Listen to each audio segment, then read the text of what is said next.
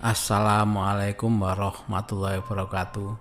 Sebelumnya saya sampaikan terima kasih kepada pendengar Dongeng Tengah Malam atas support yang diberikan terhadap cerita-cerita yang kami bawakan.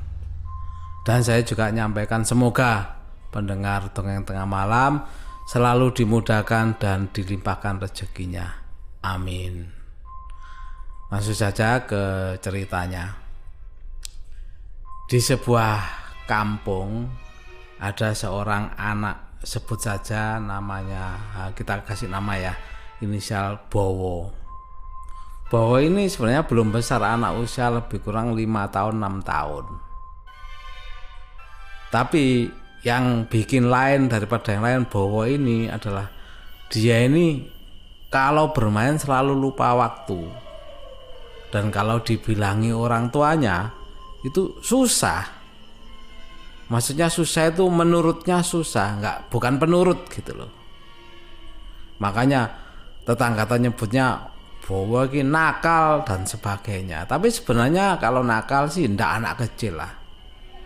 Tapi walaupun senakal apapun, kalau di kampung atau di desa, anak-anak ini kalau waktunya mengaji, biasanya kan habis asar mengaji ya tetap mengaji seperti teman-teman yang lainnya. Dan makanya Bowo ini kenapa lain, biasanya habis ngaji gitu gak langsung pulang. Ngaji kan dari asar sampai maghrib, sekalian sholat maghrib. Biasanya sholat maghrib, habis maghrib mereka kan pulang semua ke rumah masing-masing anak-anak ini ya, karena ada tugas belajar, jawab PR dan sebagainya. Tapi lain dengan Bowo ini, habis ngaji biasanya dia main. Sampai kadang orang tuanya mencari, lari main kemana Bowo ini. Tapi sebelum isya ya sudah pulang lah biasanya. Karena apa? Kalau malam habis isya kan sepi ya kalau di desa itu. Makanya biasanya begitu menjelang isya gitu, dan orang tuanya sudah hafal betul itu. Dan diingetin beberapa kali ya masih tetap aja namanya Bowo ini. Sampai para tetangga juga kalau lihat Bowo gitu ya, main ke rumahnya atau lihat Bowo gitu, suruh cepet-cepet pulang. Ayo Bowo, cepet pulang sana cari orang tuamu nanti. Dasar Bowo ya segitu, paling ngacir. Ya seperti biasa pulang ya menjelang isya atau pas isya baru pulang. Lah karena nggak tahu akibat atau apa ya, namanya anak kecil juga nggak tahu akibatnya dia main kelamaan berakibat apa ya nggak tahu. Tapi yang terjadi suatu hari seperti biasanya Bowo itu ngaji dan sama teman-temannya mengaji habis asar sampai menjelang maghrib sholat bersama ya di musola itu, sholat bersama. Dan seperti biasanya juga habis maghrib nggak langsung pulang si Bowo ini, main. Dan teman-temannya sebaya juga sudah kenal, sudah tahu kalau Bowo nggak mungkin habis maghrib pulang. Ya seperti biasa habis sisa. Tapi kali ini habis isya Bowo belum pulang. Kan biasanya sebelum atau isya itu Bowo sudah pulang. Dan ini belum pulang. Ya orang tuanya anggap was mainnya kejauhan, ditunggu sampai habis isya agak lama. Kira-kira setengah jam, 1 jam setelah isya. Masih belum pulang juga. Ya mulailah orang tuanya gelisah, nanyain ke tetangga kanan kiri, dan yang ditanyain nggak ada yang tahu Bowo main kemana, dan nggak lihat Bowo katanya. Sampai mungkin agak jauh ya orang tuanya mencari, dan nggak ada yang lihat Bowo. Karena sudah jam 9-an ya, Bowo masih belum ketemu, dicari orang tuanya. Akhirnya tetangga-tetangganya mulai ikutan kasihan sama orang tuanya. Dan akhirnya pengurus kampung itu dengar dikumpulin lah orang-orang kampung, dikumpulin ini gimana ceritanya, sampai temen-temennya waktu ngaji bersama tadi tanyain semua, dan mereka bilang ya biasa Bowo tadi ya ada ngaji sampai sembahyang maghrib juga ada, tapi setelah selesai sholat maghrib ya mereka nggak memperhatikan Bowo lagi karena kebiasaan Bowo, mereka pulang semua dan nggak tahu Bowo kemananya nggak ada yang tahu. Cuma ada yang menunjuk arah, tadi dia jalan ke sana kata gitu. Ke arah, memang arah yang ditunjuk teman-temannya arah ke sana itu kalau lurus terus di situ memang ada perkebunan, kebun-kebun gitu loh. Ada kebun bambu yang rimbun ada memang di sana. Karena sedikit petunjuk itu warga mencari yang ditunjukkan sama temannya tadi. Dicari ke sana kemari. Bowo kalau saya ulang lagi ya, Bowo itu umurnya waktu itu sekitar 5 atau 6 tahun. Enggak tahu lupa tadi saya sebutkan apa enggak. Dicari sampai di kebun-kebun. Di kebun-kebun kosong dicari semua. Enggak ketemu. Dan beberapa akhirnya dibagi beberapa grup ya. Yang satu nyari di kampung-kampung, mungkin kampung sebelah. Barangkali Bowo main kejauhan, nggak bisa pulang, nggak berani pulang. Dicari sampai kira-kira jam 11:30 masih belum ketemu namanya Bowo ini. Karena belum ketemu, akhirnya orang-orang kan kumpul lagi untuk informasikan. Gimana, ada petunjuk nggak, ada nemukan nggak? Dan semua orang bilang nggak ketemu, nggak ada. Ya orang tuanya Bowo otomatis panik, sangat panik. Karena nggak ketemu, akhirnya beberapa orang dan pengurus kampung pun bilang, ya sudah, siapa yang masih mau membantu tinggal, kalau memang ada yang capek, besok mau kerja apa silakan, ditinggal pulang nggak apa-apa. Ya akhirnya tinggal beberapa orang yang masih berkumpul untuk meneruskan pencarian. Ya akhirnya beberapa orang itu menelusuri lagi apa yang dicari tadi, mulai dari kebun-kebun tadi sampai memutar ke kampung-kampung sebelah, seputar kampung sebelah diputeri semua. Sampai menjelang jam 3 masih belum ada titik temu, masih belum ada titik terang menemukan si Bowo ini. Akhirnya jam 3 mencari, kumpul lagi di rumah orang tua Bowo. Orang tua Bowo bisanya hanya nangis, ibunya khusus sih. Hanya bisa menangis, mencari nggak ketemu. Sampai menjelang subuh. Ini sudah subuh. Dan kejadian pada waktu itu memang harinya itu hari Kamis. Kejadian hari Kamis, besoknya kan Jumat. Sampai pagi hari nggak ketemu. Akhirnya warga ya sudah, karena ini beberapa orang yang belum istirahat, jadi istirahat pulang dulu. Ya karena orang-orang istirahat, otomatis orang tuanya Bowo juga nggak tinggal diem. Jadi ayahnya Bowo sama saudara-saudaranya masih mencari. Kan ini sudah siang, jadi kan lebih gampang mencarinya. Dicari, ditelusuri seluruh gang-gang lompongan itu ya, gang antar rumah itu loh. Kan diteliti satu-satu, barangkali Bowo ada di situ gak kelihatan. Gak ketemu ya sudah, akhirnya menjelang Jumat, sholat Jumat, warga juga karena lewat rumahnya Bowo nanyakan juga gimana, belum ada titik temu. Sampai kasihan namanya ibunya Bowo itu, ya namanya anak kan nangis terus. Bayangkan anaknya semalaman nggak pulang, tidur di mana, apalagi malam-malam Zaman dulu kan dingin sekali kalau malam itu. Akhirnya sudah orang-orang pergi Jumatan. Pergi Jumatan sampai selesai Jumatan, rencananya sih orang di masjid pun orang-orang kusak-kusuk. Gimana ini mengenai bau? Ya udah kita bantu lagi nanti habis Jumatan ini rencana mau kumpul lagi di rumah orang tuanya Bowo. Akhirnya Jumatan selesai.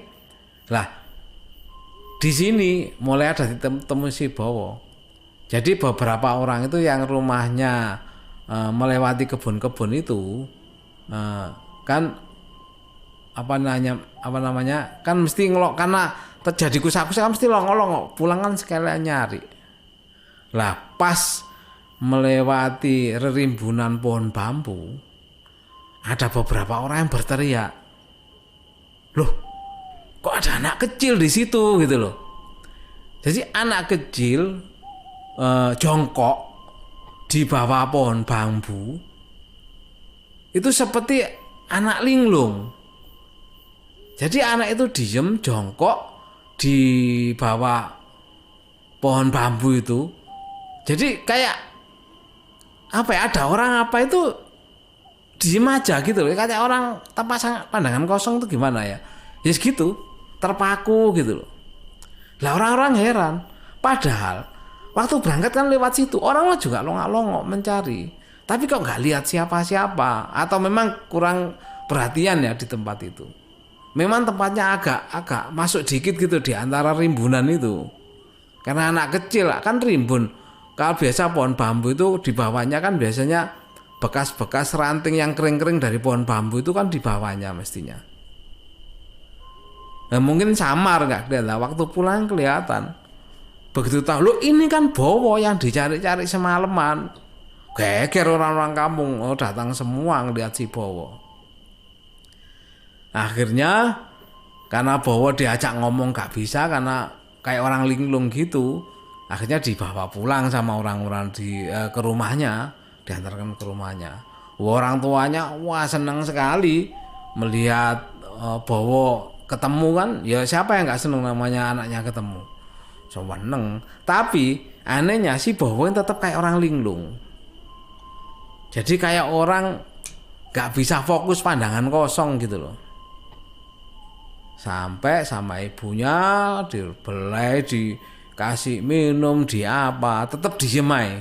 Gak seperti Bowo yang biasanya lincah, yang apa ya, suka bermain, gak henti-henti. Itulah karakter Bowo. Tapi kali ini gak, diem, linglung, kayak anak linglung gitu. Akhirnya dibersihkan semua. Nah tapi ada keanehan lagi selain linglungnya Bowo. Akhirnya Bowo kan bisa bicara. Bisa bicara, tapi gini. Kadang dia bicara seperti Bowo, seperti semula. Nangis, habis nangis diem. Nah diem kadang dia ngomong tidak seperti Bowo. Kayak orang lain gitu loh. Ya orang-orang pada heran. Lah ini yang bikin ya gimana ya, bikin saya ceritain juga agak geli menceritakan ini. Di zaman setahun itu kan sekitar tahun 80-an ya, 82, 83 ya. Kalau mungkin ada yang apa ya, pada masa-masa itu tahu, itu kan rame-ramenya Porkas atau apa itu loh, yang apa nomor-nomor bola itu loh, yang nanti dapat hadiah. Barangkali yang ada hidup di masa itu tahulah, mendengarlah Porkas atau apa namanya, saya juga agak lupa inget saya. Jadi kita beli angka, nanti kalau angkanya masuk kayak judi bola lah, kayak judi bola sekarang ini. 2 angka dapat berapa, 3 angka dapat berapa. Lah ini setelah beberapa hari ya, 1-2 hari setelah Bowo ditemukan ya. Orang-orang kan masih beberapa kan karena ada keanehan di Bowo kan masih menjenguk. Lah ada yang usil nanyain Bowo gitu loh. Nanyain Bowo. Nanti malam keluar berapa, Wo? Lah yang bikin geli si Bowo ini loh nanggepi. Kan anak kecil umur 6 tahun. Tapi nanggepi, dalam artian nanggepi yang ditanyakan. Malah sebelum jawab, bahwa ini minta rokok. Lah lucu kan anak kecil minta rokok. Dikasih rokok, lah orang tuanya sebenarnya nggak boleh, tapi bawa maksa. Padahal si namanya apa nggak pernah namanya merokok atau apa, kan anak kecil ya, nggak ada zaman dulu, nggak ada anak rokok anak kecil yang rokok-rokokan ya orang tua kita dulu. Minta rokok, ya rokokan kayak orang dewasa gitu, rokok terus ngomongnya itu sebenarnya nggak nunjukkan ini nomor ini, nggak gitu. Jadi dia ngomong-ngomong itu sampai di tengah-tengah omongannya ada kayak angkanya gitu loh. Atau bahkan dia menyebut suatu hewan atau suatu apa itu yang kode angka. Nah ini yang juga bikin geger 2 kali. Begitu minta rokok sama yang nanya tadi, ngobrol-ngobrol. Waktu itu saya lupa nyebut apa ya, yang penting nyebut sesuatu kode lah.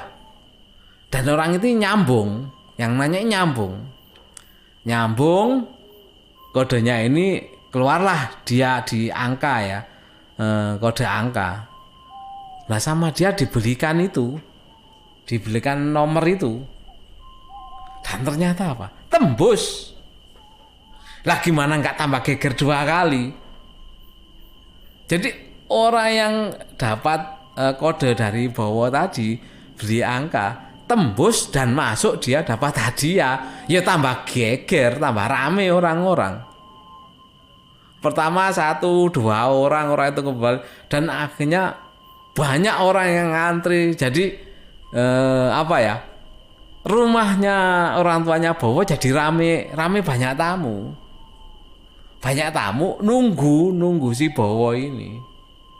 Lah orang tuanya kan ya nggak sembarangan, kalau anaknya masih tidur ya nggak mungkin dibangunin sama orang, kan zaman segitu ya umur 5-6 tahun itu kan masih antara sekolah dan tidak, karena belum masuk SD ya, antara 5-6 tahun itu. Ada yang sekolah TK, ada yang enggak juga. Nah, banyak tamu nunggu si Bowo. Jadi kalau Bowo keluar gitu, jadi lucunya, jadi si Bowo anak kecil kayaknya jadi mbah-mbah gitu bagi mereka. Mereka sangat hormat gitu loh sama, kan lucu jadinya. Anak kecil umur 5-6 tahun, orang tua-tua itu nunduk-nunduk sama Bowo. Minta apapun Bowo, ucapannya Bowo itu diturutin. Tembus 1 hari, 2 hari. Memang banyak tembus, namanya kode ya. Namanya kode. Itu kan nggak mesti orang sama mengartikan. Tapi saya nggak tahu ya. Ini katanya orang-orang seperti itu. Jadi ngomongnya Bowo bukan ngasih angka langsung gitu, ngasih kode. Misalnya kode kambing gitu, keluar angka berapa, Lah dari sekian banyak orang, memang namanya orang sudah keranjingan seperti itu. Walaupun dari 10 orang yang ngartikan kode, 2 orang yang dapat, itu kan sesuatu bagi mereka. Bowo ini tambah sakti. Padahal 8 orang ini nggak dapat, 2 orang aja tembus. Berarti dianggap 2 orang ini ngeramalnya kan pas untuk kode yang diberikan Bowo. Ya tambah rame. Orang tuanya nggak tambah seneng sebenarnya, tambah resah. Bahkan nggak cuma itu aja. Pernah sekali tetangganya itu sakit. Ya sakit nggak enak badan biasalah. Lah datang ke Bowo, sebenarnya nggak minta diobati. Lah Bowo itu tiba-tiba, sini Mak. Lah tetangganya kan ibu-ibu ya, biasa kan kalau ibu panggil Mak itu kan biasa.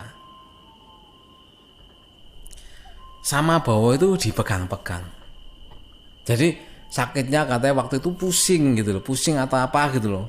Jadi pusing nggak selesai. Jadi sama Bowo itu dari belakang cuma dipegang-pegang pundaknya sama belakangnya ini. Cuma dipegang-pegang gitu aja. Setelah dipegang, Bowo ya sudah main lagi, main seperti biasa. Tapi anehnya tetangganya tadi yang katanya sakit kepala, beberapa hari ini sakit kepala, merasa loh kok enteng, kok nggak sakit kepala lagi.